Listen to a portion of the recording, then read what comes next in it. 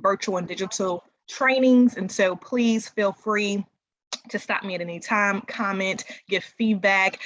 This is going to be a very interactive discussion with the group. So I will really dive right on in unless there's any questions or comments for me at this time. I just wanted to note that we are recording this, so please, accept the recording if you're willing to, and go ahead, Renee. Excellent. I do want to give your attention to my title screen. You'll see that the first photo is of a pregnant birthing person in America. The second photo is a collage of different newborns from various background ethnicities. And the third happens to be my current 3-year-old daughter who presents with me often and is a pillar in the early childhood development field right now with me.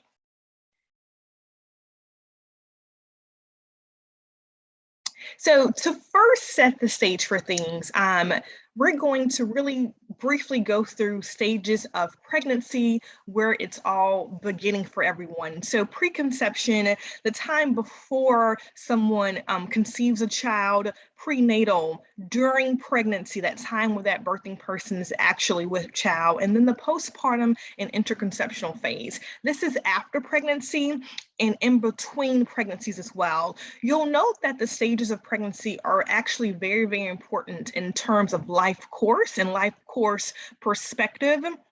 The health of a mother during pregnancy, prior to pregnancy, and after pregnancy is going to impact the health of all of her future children and generations. And so I want you to all know that it all starts as a foundation of a healthy pregnancy and a healthy body for whomever is giving birth to that child.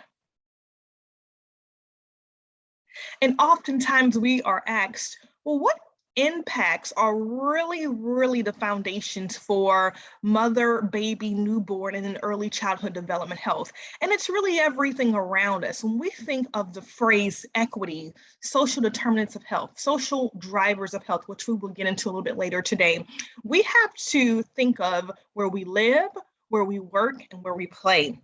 Our healthcare system, our access to care, our physical proximity to care, and our ability to access quality care, our insurance status, whether or not we have private insurance, public insurance, or if we're not insured at all, our behavioral health, our tendencies to participate in drug and alcohol usage, recreational usage for tobacco and as well as other products, as well as our personal health and nutrition. So our access to good quality, nutritious foods, particularly those that are high in fiber and folic acid, as well as our health status. So any types of underlying health conditions that might be present day or even historically underlying health conditions that you might find in your family lineage, such as diabetes, high blood pressure, vision impairment, any type of mobility or cognitive impairments as well. And then our social environment, educational status, social stress and job opportunities, and then our work policies as well. All of these things are going to culminate to give us our built environment, our housing, our neighborhood safety, and then childcare and employment, and the quality of that childcare as well. Renee, there's a comment in the chat saying that's so important. Prenatal and postpartum health of the mother leads to positive outcomes for the baby. Thank you so much. It certainly does. And we're going to get into really the nuts and bolts of why it's so important from a social perspective, a biological perspective, and an environmental perspective as well today. Thank you so much. So let's think about prenatal care, the care that a woman receives while she's pregnant. You'll see on the screen right here, this is the Georgia prenatal care data from 2020. And so early prenatal care is pregnancy-related care beginning in the first trimester, so 1 to 3 months. Late to no prenatal care is pregnancy-related care beginning in the third trimester, 7 to 9 months, or when no pregnancy-related care is received at all, that's called no prenatal care. So in Georgia in 2020, 75.5% of live births were to women receiving early prenatal care. 15.7% were to women receiving care in the second trimester, and 8.8% was to women receiving late or no prenatal care. Why is this so important? Well, we know that the earlier someone is able to receive prenatal care, wishfully in that first trimester, we know that birth outcomes are going to be the best, the most positive. And we know that the later someone enters prenatal care, those birth outcomes tend to be more negative and more adverse, both for that woman and for that newborn and for the overall family as well. So distribution of gestational age categories. And so you'll also note that for Georgia, really is no different than the rest of the nation. We have a problem when it comes to preterm birth, those who are moderately preterm and very preterm as well. And so not preterm is greater than or equal to 37 weeks gestation. Preterm is less than 37 weeks of pregnancy, and very preterm is less than 32 weeks of pregnancy. Moderately preterm is going to be 32 to 36 completed weeks of gestation. Why is this important? Well, as many of you on this webinar today work in childcare, work in early newborn and infant care as well, you understand that cognitive delays can occur in babies who are born premature. And the most severe prematurity tends to result in the most severe cognitive and social impairment down the road. So it's very, very important that we're keeping track of prenatal care and gestational outcomes as well in the state. This graph is going to just really outline preterm births from the last decade. This is actually derived from the March of Dimes report card. They give out an annual report card every single year, really highlighting birth outcomes in every state. And in particular in Georgia, you can see that the trend has always sort of been in that lower 11.3%. It has gone up and down throughout the last decade, but it really stays in that 11% range. And when this is actually stratified by race and ethnicity, the preterm birth rate actually goes up. So we know that there are some disparities when it comes to preterm birth as well. And as a result of that, there are going to be disparities in early childhood development and brain development as well. So looking a bit more closely, I know that sometimes percentages can be a bit vague for our audience. And so we're going to get down to some actual data. And so 2,355 babies are born on average per week in the state of Georgia. Around 268 are born preterm, less than that 37 weeks that we spoke about earlier. Around 192 are born late preterm, less than 34 weeks. And about 44 babies are born very preterm, less than 32 weeks. And so that 11.4% rate that you saw earlier results in about 1,400 babies being born preterm. So that means 1 in 9 babies are at higher risk for infant death. We do know that prematurity is the leading cause of infant mortality. And so that's why we have to track these birth outcomes so closely. Atlanta, which is one of the biggest cities in Georgia, had a rate of 11.7%. And you'll see that when we compare Georgia to the rest of the country with infant mortality, 7.0% for Atlanta, for Georgia, compared to the rest of the nation being at 5.6% for infant mortality. So we know that we have a lot of work to do. And in particular, for those babies of color, for Black infants, it was 14.5%, 12.1% for Indian Alaska Native children. And then we had Hispanics being at about 9.8% and 12.1%, followed by 10% for Caucasian. So there's some really, really vast differences in preterm birth, infant mortality, and therefore overall birth outcomes when we really stratify and disaggregate by race and ethnicity. So those African American babies faring the worst, and those Caucasian babies faring the best. And so a really quick definition for those who may be unfamiliar with infant mortality. I know we have a lot of healthcare professionals on the call, but just so we're on the same page, death of a live-born infant in the first year of life is what we consider infant mortality to be. And infant mortality is considered the most sensitive index we possess of social welfare. And so we know that really over a century ago, London's medical officer reported to local governing boards and authorities that infant mortality is the most sensitive index we possess for really measuring social welfare. So how the most vulnerable citizens in your society are faring, that's a really good indication of how your overall society is faring. So we know that in the state of Georgia, if babies are surviving and thriving, then everyone else is more likely to survive and thrive as well. And this is really an international indicator of how well communities, states, and nations are doing in general. And so we really do look at infant mortality and prematurity as the foundation of what needs to happen on a policy level, on a education level, as well as on an environmental impact level when we're really trying to look at social determinants of health and how to create better systems change.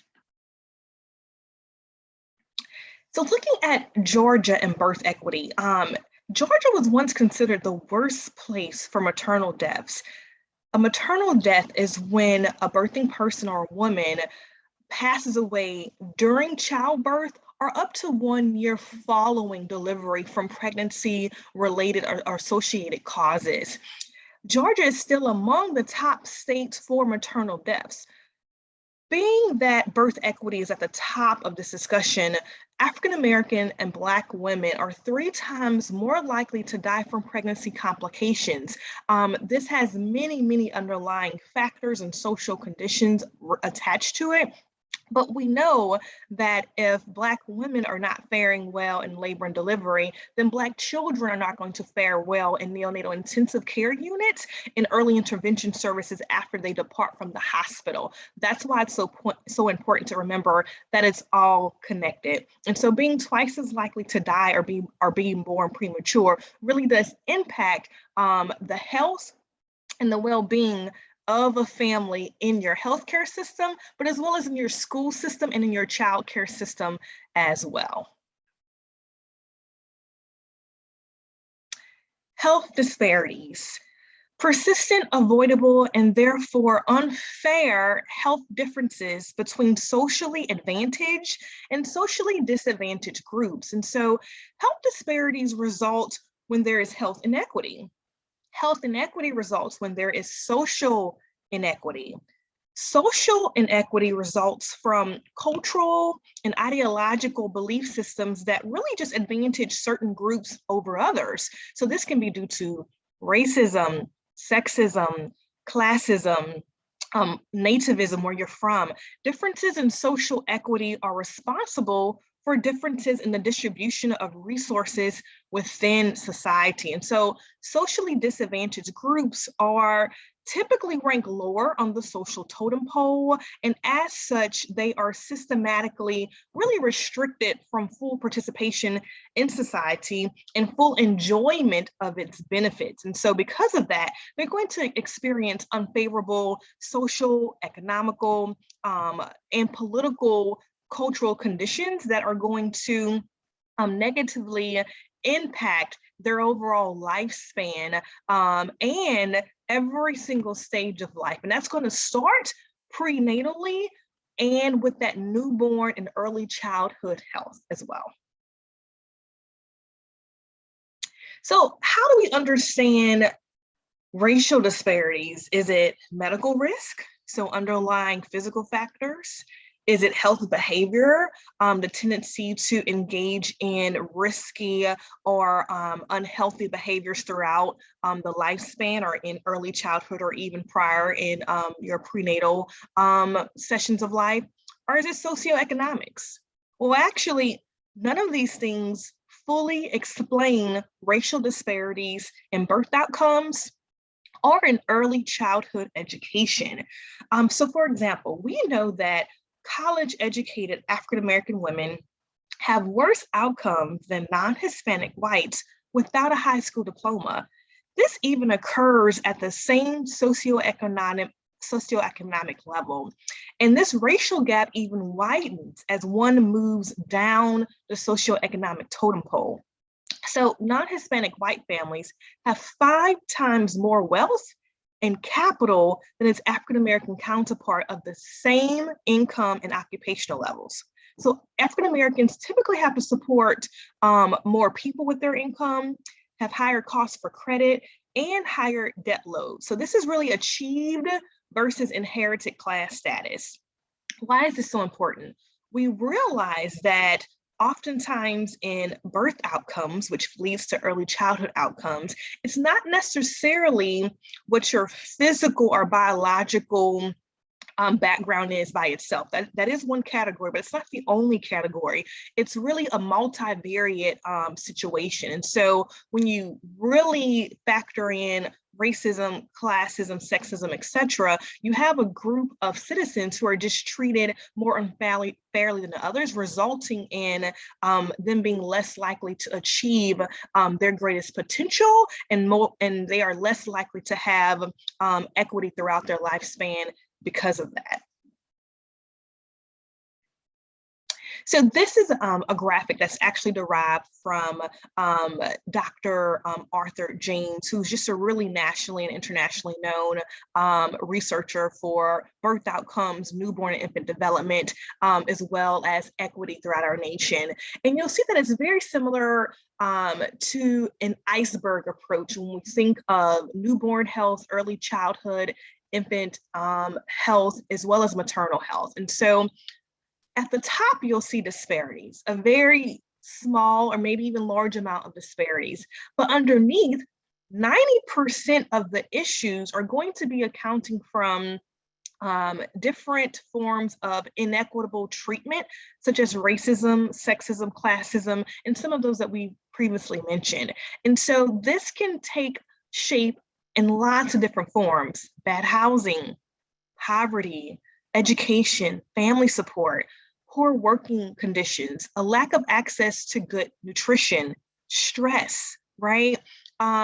This particular graphic really shows that weathering when you have multiple layers of stress on your life and your body over a consistent period of time. Eventually it sort of takes over your physiological and biological system. And we're going to talk about that a little bit more later as well. But I want you all to know that the children and the families that you're working with in your communities, they're not going to all be from the same background.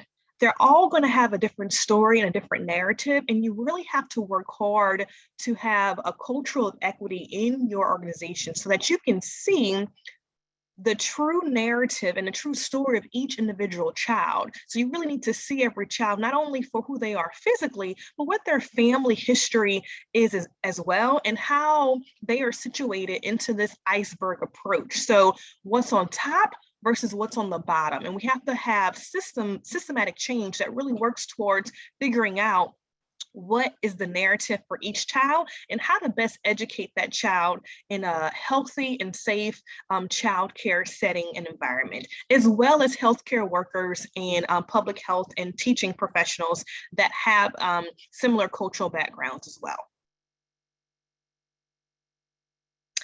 So let's talk about stress in a little bit in greater detail. So stress are life demands or challenges that tax or exceeds one's ability to cope, thereby increasing health risk.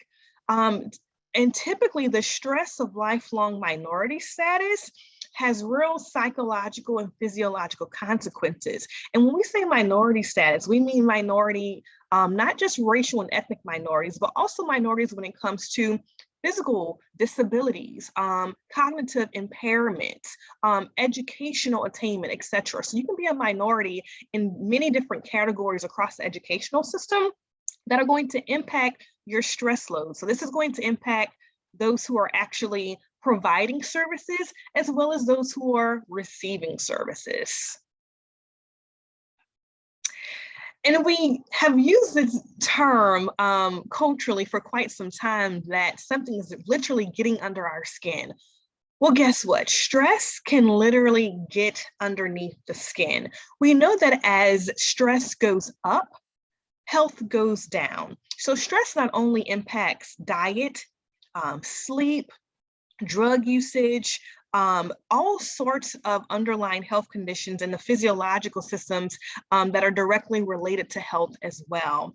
And so stress does not affect the underlying genetic code, our genotype, by any means, but stressful environments can lead to gene environment interactions that will affect gene expression, which is called our phenotype. And so turning up and down the volume controls on stress and certain genes can really heighten the risk and therefore increase adverse perinatal and lifelong health conditions. And this is called epigenetics. And so their interaction of your genotype and the environment that's around you, which is going to be manifested or reflected into your phenotype, what we're seeing on the outside. And so we really want to think about all of our systems being connected, but also being a matrix. And so our respiratory system, our cardiovascular system, our immune system.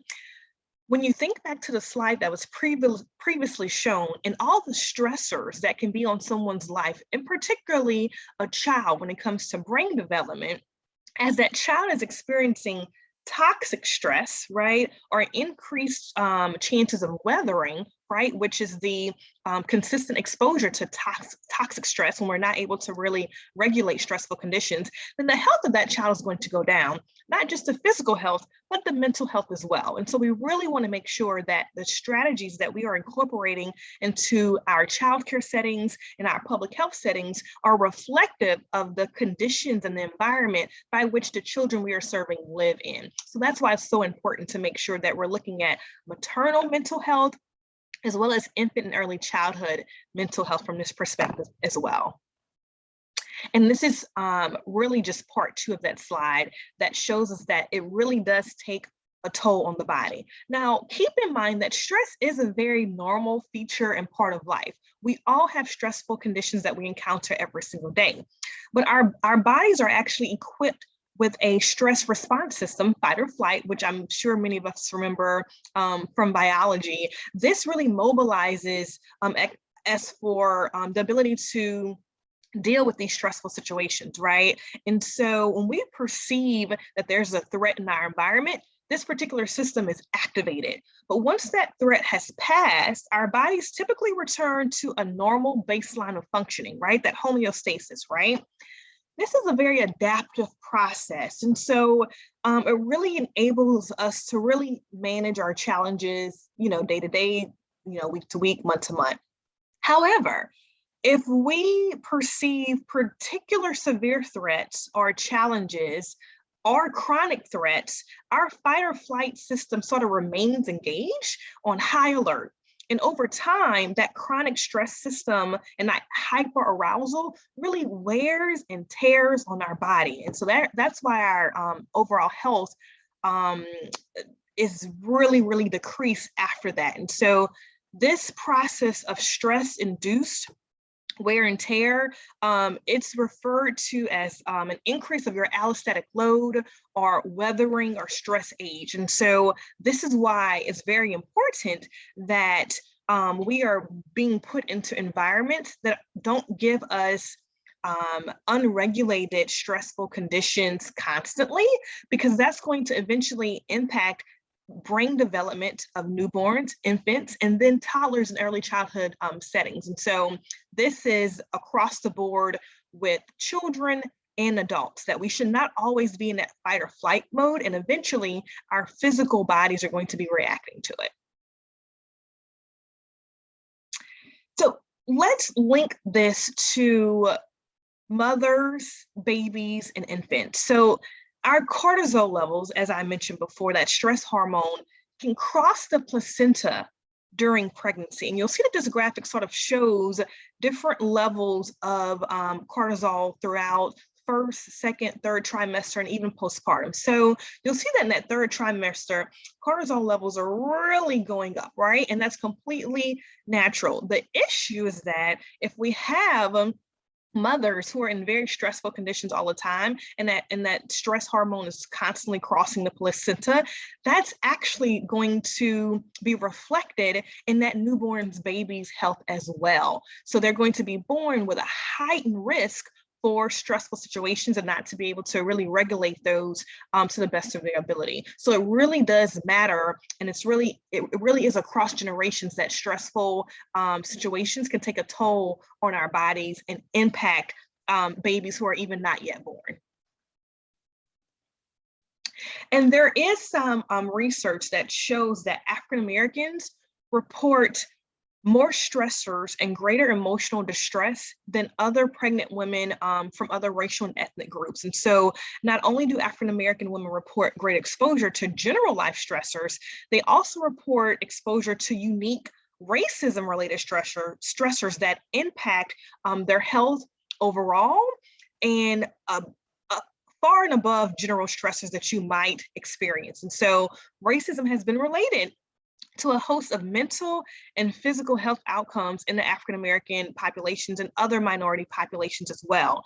This is going to be linked to blood pressure in pregnancy and stress system dysregulation, so that fight or flight that we talked about before, as well as the birth weights of babies, right? So there are a lot of adverse birth outcomes that result from high blood pressure in pregnancy. I'm sure you're all familiar with preeclampsia, as well as other underlying health conditions that will impact newborn health based off the pregnancy and how healthy it was, and if that baby was born premature or not. And so that's why we have to really look at systems change and equity when it comes to birth outcomes, environmental impacts, and the epigenetics around cognitive and newborn baby health. And so how does stress impact pregnancy in greater detail? And so as I mentioned before, the physiological stress responses suppress the immune system that contributes to infections that can then trigger premature birth as well. And so those increased cortisol levels that we spoke about during pregnancy can change the intrauterine environment and also restricts normal growth, leading to low birth weight, as well as intrauterine lower growth rates for fetuses as well. And so everything is connected. It can even reduce oxygen and limit growth patterns to baby as well. And so that's why the stressful pathways that lead to depression during pregnancy can also have lifelong impacts for infant mental health as well. So we know that stress hormones are correlated throughout the lifespan. So newborn stress can lead to infant toddler stress, which can lead to early childhood stress. And how is this impacting the way that our children function on a daily basis? And how is this really reflected throughout the lifespan? Well, social determinants of health across generations are really, really prominent. So a woman who smokes while pregnant induces epigenetic changes in 3 generations at once. So herself, her unborn baby, and her baby's reproductive cells as well. And so you'll see that in this picture, it shows that each person who's carrying a baby is going to be impacted by that first set of conditions and activities. That's why it's so important to note that it's a generational effect with epigenetics, right? It's not just our health that's at stake, but it's our future generations' health that are at stake as well. And that's how babies are impacted across the lifespan. This not only goes for environmental conditions, and so environmental toxins, things like climate change in the area, proximity to chemical plants, nutrition that person is receiving throughout the life. Many different underlying health factors are found to be generational, and that's why family history is so important when looking at early child care settings, because most of us have a battery of assessments that we use to evaluate a child, but oftentimes those assessments don't include family history of prematurity, of cognitive delays, or any other disease that may have been present in generations prior. And so that's why it's important to really take a holistic approach when evaluating your programs, as well as your assessments that healthcare providers are giving children in childcare settings as well. And so, as mentioned, adverse birth outcomes not only impact that individual, but also hold implications across generations. And so this is going to be the same for birth weight and gestational age. A mother's birth weight and gestational age is directly correlated to the birth weight, gestational age, and fetal growth of her infant. It's all connected. So let's talk about executive function in early childhood and how that relates to that brain development that we spoke about being impacted by pregnancy outcomes. And so executive function as a whole, top level summary, is going to be, different activities such as attention, problem solving, emotional regulation, day-to-day functioning. It's really about that prefrontal cortex regulation in children. These particular sets of executive functioning skills are very, very critical from birth to 3 years old, and then again up until that 3rd grade age range as well. Why is that? Well, we know that preschool readiness, right, is going to be impacting reading scores from the 1st to 3rd grade. And we've also seen research that shows that a state's cradle to career or cradle to college measurements can be impacted even by cradle to incarceration rates as well, meaning 3rd grade reading scores can oftentimes predict whether or not a child is going to be more likely or at higher risk to end up in jail or with more adverse health outcomes at a higher age as well. And so social drivers of health are going to be super, super important when looking at epigenetics, executive function in childhood, and overall brain development, because we know that it's not just what we're eating, it's not just where we live, it's not just the policy and laws that are around us, it's everything that we encounter throughout our environments. And so if you have children who are living in environments that are high in stress every day, and they're not able to cope on a regular basis, or they don't have a support system to help them cope, then they're going to be more likely to have to, unfortunately, have those adverse health outcomes as adults. And so there's a study that was done at University of Virginia during my time there, and we published on different cartoon shows and the rates of fantasy and the rates of the speed at which characters and activities happened in the cartoon shows. And we found that children from the ages of birth to about 4 years old, those who were exposed to high-paced, more fantasy-induced shows had lower executive functioning rates, and those who were exposed to calmer, easier to understand types of cartoon shows, they had higher scores on the executive functioning battery test, which were administered immediately after watching shows. And so you can think about environmental context with this, right? If you're living in a neighborhood where you don't have close proximity to grocery stores or a good school system, or it's a lot of violence and crime happening every single day, your body is going to always be in that toxic stress type of pattern. And that's going to impact your executive functioning skills if you're never able to come back to that homeostasis type of level. And so that's why it's really important that we look at holistic ways to reduce stressors in early childhood educational settings, because it is all connected.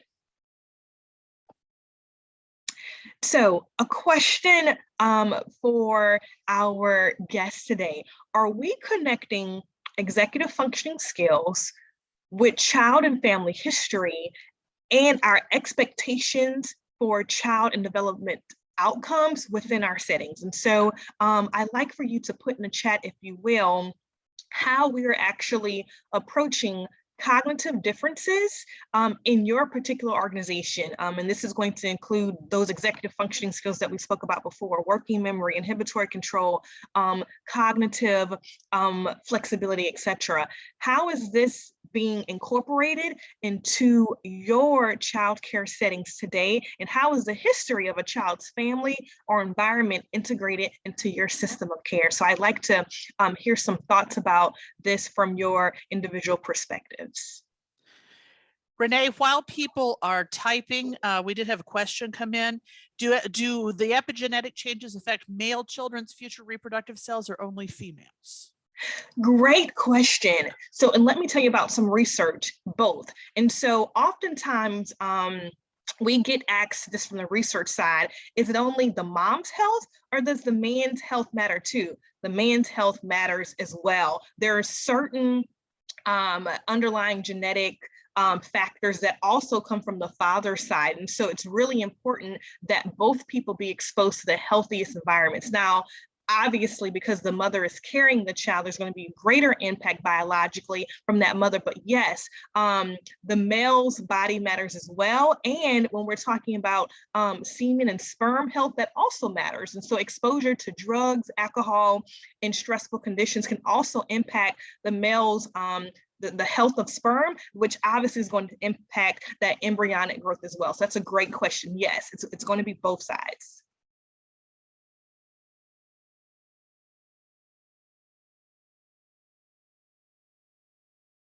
Any other questions have come up in the chat while folks are typing in? Not yet. Okay. And again, I'm wanting to know, how are these differences approached in your respective agencies? Or are there any specific assessments that you all utilize to really look at the differences in cognitive development or family environment in children?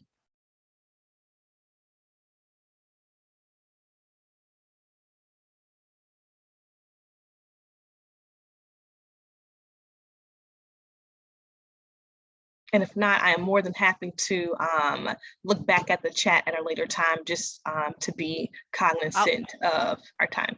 I'm not seeing anything yet, but I'll alert you if things come up. Excellent, excellent, excellent. So some examples of this particular type of approach would be the culture of your organization. And so if you have children or families that are receiving services, who's providing those services? If that particular county or zip code area is known for having higher preterm birth rates, how are you assessing that into your evaluation? And so, for example, we know that babies who are born premature are more likely to have some of those cognitive and social delays that we spoke about with executive function. Is that incorporated into your overall educational plans, measurements, and evaluations? That's what we're saying. Are you taking a holistic approach to looking at the child, the family environment, and the overall community environment in which you are living?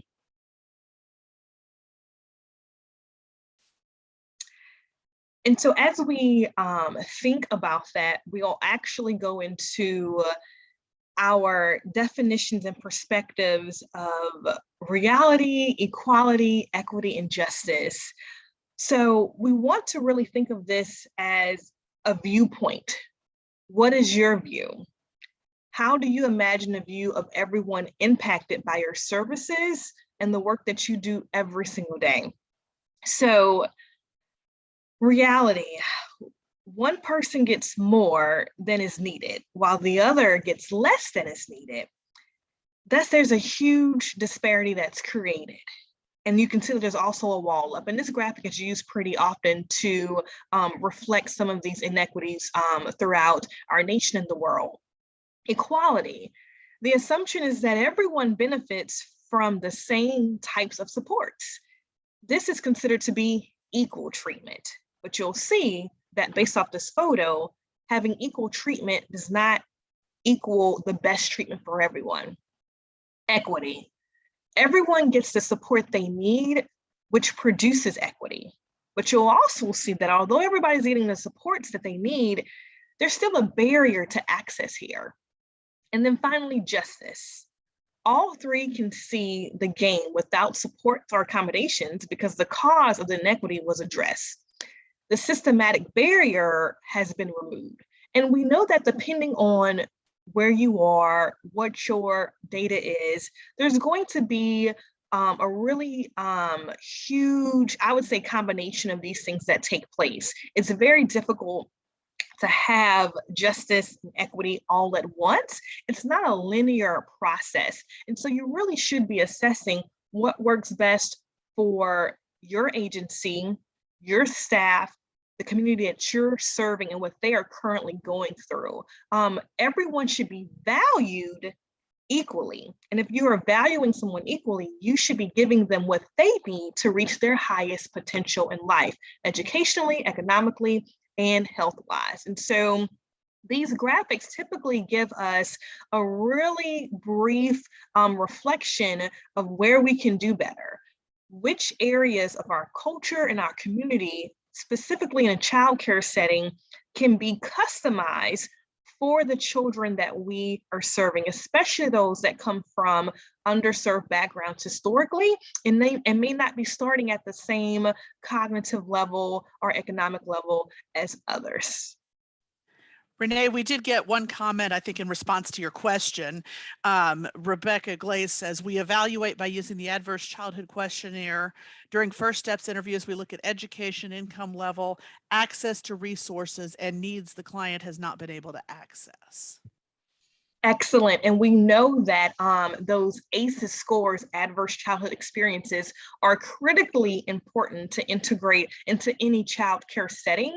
Oftentimes that when you have these batteries of assessments that we give children as well as the family unit as a whole, there are going to be many more underlying factors that are manifested from just conversation. So you can have things like ACEs and ASQs, et cetera, to not only evaluate a child's physical ability to function in your environment, but you also want to make sure you're incorporating social screenings that will really correctly evaluate or accurately evaluate how their living conditions are when they leave your facility. We oftentimes think that education only takes place in a childcare setting. Well, it's actually not true. Parents are their child's first teacher. And so that home environment is going to be even more important than an educational setting, because we know that if you're not thriving at home, it's very difficult to thrive at school as well because of some of those social determinants of health that we spoke about: access to care, access to nutrition, toxic stress in the home, family supports in the home, et cetera. And so really taking that holistic approach in certain assessments is going to be super important to think about. And it's also an area of quality improvement that should be implemented across all systems. And this not only goes for those you're serving, it also goes for the providers as well. You want to make sure there's a cultural match between the providers and the actual citizens about who you are serving in order to have the best outcomes for evaluation and quality improvement. And so how do we create this culture of equity? So we know that culture is comprised of many different things, right? Belief systems, tradition, racial ethnic backgrounds, zip codes, educational status. There's so many multivariate underlying things that impact someone's culture. But what impacts the culture of your agency in your particular community? Can we give some examples of culture in your particular community in Georgia, or wherever you may be located?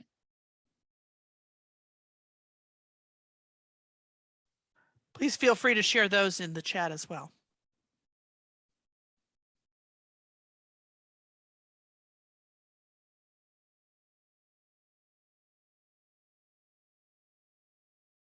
And some examples, as mentioned, would be different customs, art, social institutions, achievements of that particular community. Culture is really defined by a very diverse set of topics, and every single culture may be different as well as overlaps, similar to a Venn diagram approach, right? And so communities have a culture, agencies have a culture, families have a culture, and sometimes there are differences in culture that would result in some families not being as empowered to want to engage in care with an organization. And so when you do a cultural assessment of your organization, who's providing services?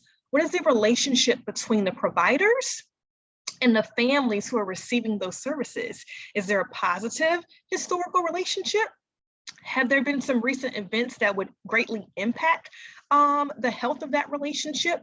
What's the language like? What's the communication like? Are you giving feedback to families when you're collecting data from their children or from them themselves? And so what is the culture of the relationship between your agency, the community, and the families that you are serving? It's really important to think about this from an evaluation perspective as well, because this all ties into the social drivers of health and social determinants of health.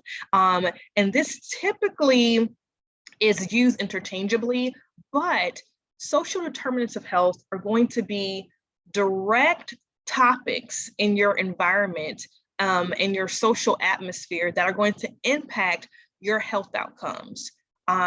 What you eat, your cuisine preferences, nutrition, your sleeping patterns, your proximity to where you live, work, and play. Those are some of the direct determinants of your health. But drivers are going to be more high-level things that impact the systems in which you live in.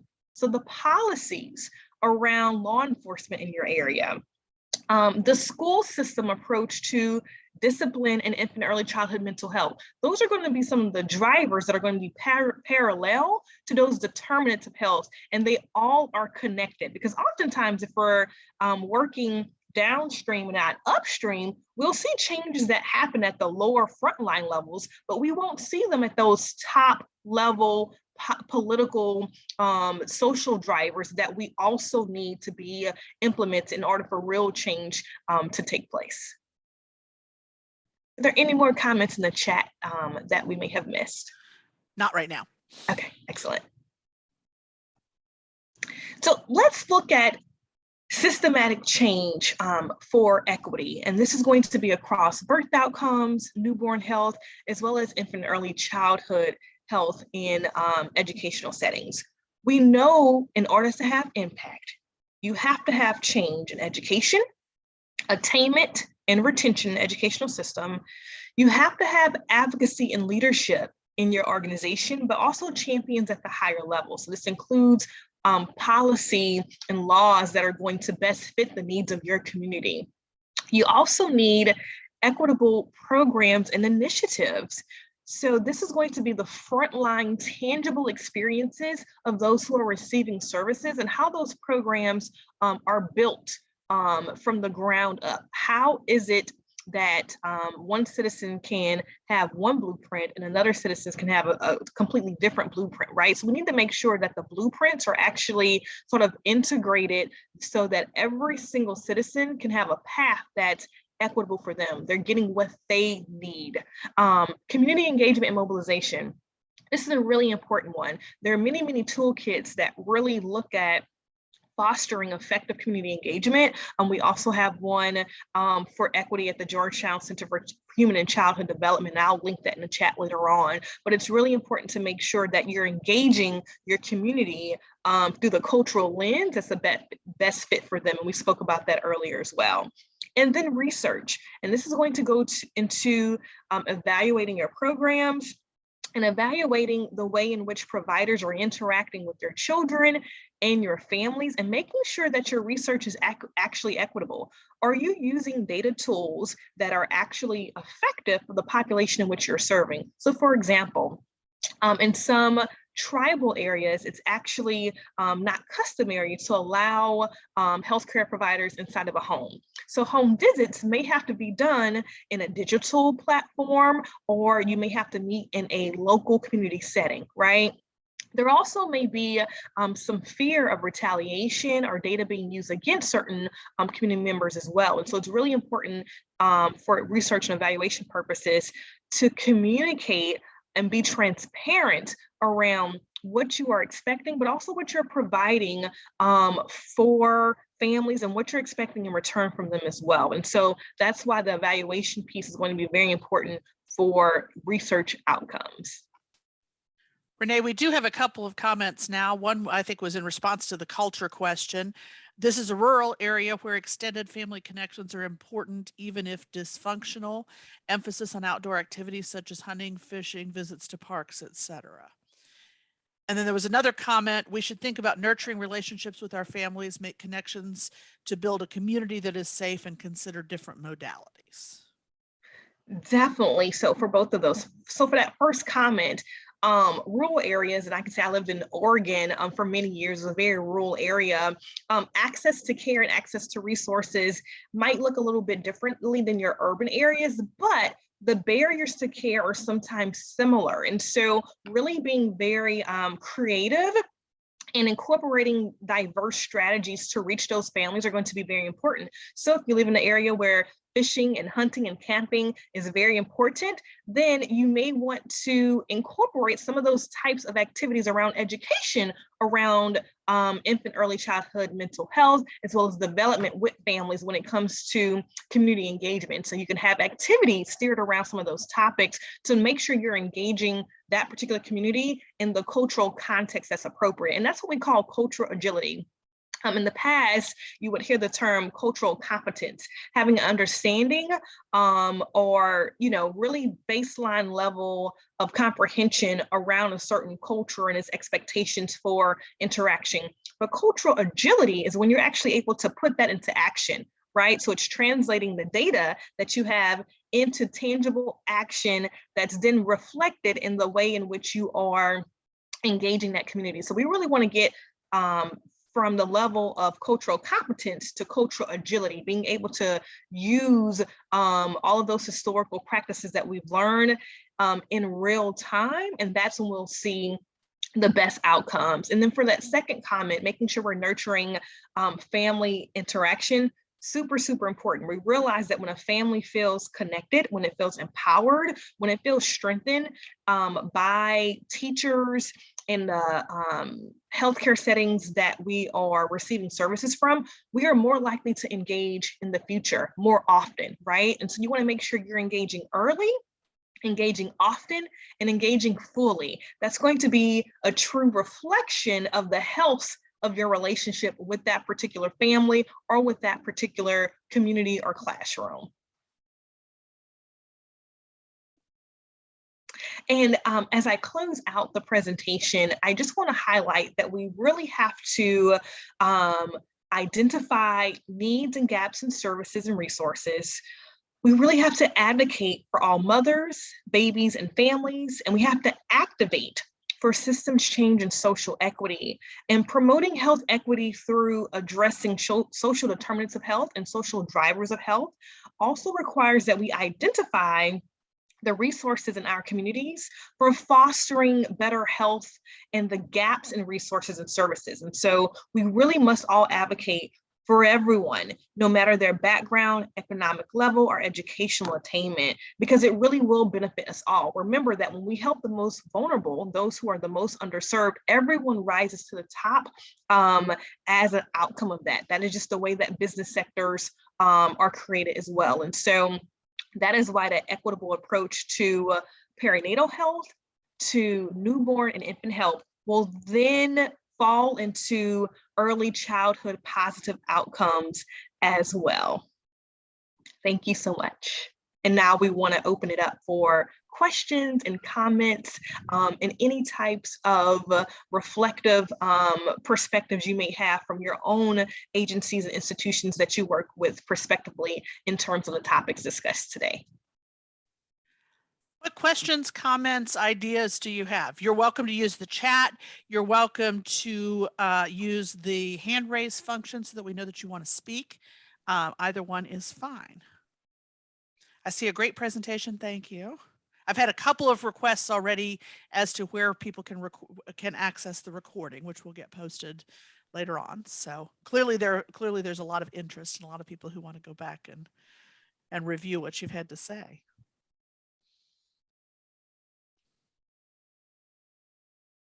I'm going to go ahead and stop the recording. We can certainly continue conversation.